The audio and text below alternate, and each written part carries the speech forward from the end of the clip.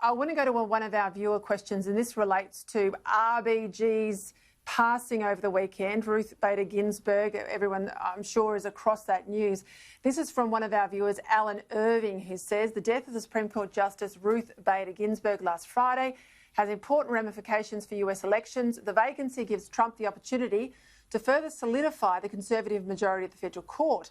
A different justice could steer the court to the right on social issues. What are the implications, as you see it, for Australia in the future should Trump or Biden become president? Now, before we get into that, a lot of commentary, Alan, in the US from the left, that President Trump should be honouring Ginsburg's last wish, that her vacancy doesn't get filled until after the election. But of course, it's the job of the justice to uphold the Constitution.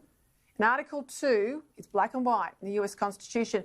The president alone, not someone on their deathbed, gets to decide when and if a new justice gets nominated, and it's the Senate who then votes on that nomination. This is a game changer, isn't it, over the weekend? A massive game changer. It's good use of language, Peter, a massive game changer.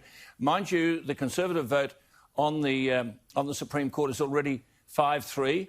He's going to appoint, I'm sure, this woman from Florida, the first Hispanic justice in America. Her name is Barbara Lagoa. She's a mother of 3. She's very able, and I'm sure she'll get the gig.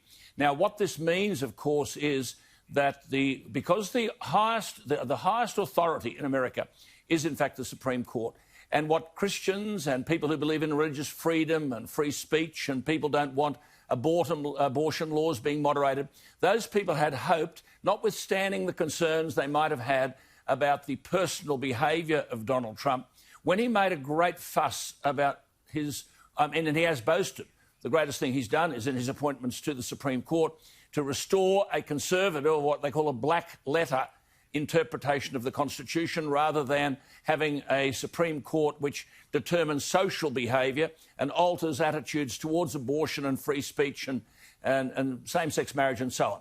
So the Christian, and it's a very, very big voting bloc in America, and the heavily conservative people would see this as an opportunity to further expand the conservative voice on the Supreme Court to 6-3. It's already 5-3.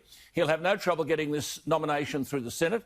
He already holds 52-48, so the Democrats would have to draft 4 people to the other side if they wanted to knock it off. So it is a big game changer here, because it does confirm to those people who were having question marks about voting for Trump, if they were genuine conservative people, worried about freedom of speech, worried about moderating abortion laws, worried about, a whole range of other social issues that the Supreme Court, if it went to the left, could interpret, which wouldn't be beneficial to conservatives, they will get out of there. They'll come out of their homes on voting day and vote for Donald Trump. So it's a very big game changer for the president.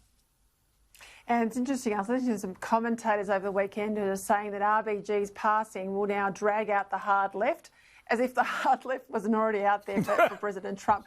I mean, as if the hard left were already lining up now to cast their ballots. I mean, this is where I don't know where their headspace is in terms of getting out the vote. He was needing something, because I think, even the president's strategist would say, coming out of COVID, he had some lead in his saddle. This makes it about values, not a referendum on how he handled or not COVID, doesn't it? Absolutely, Peter. You're dead right. It's a question of values, and this bloke now can confirm to the people of America that the Supreme Court, under his nominations, will not be altering social policy in a way which drifts it to the left. So if Biden were to win, and he won't, but if Biden were to win, forget it. The Supreme Court is the highest authority. It's the Supreme Court that determines these things, and they wouldn't go down the left route.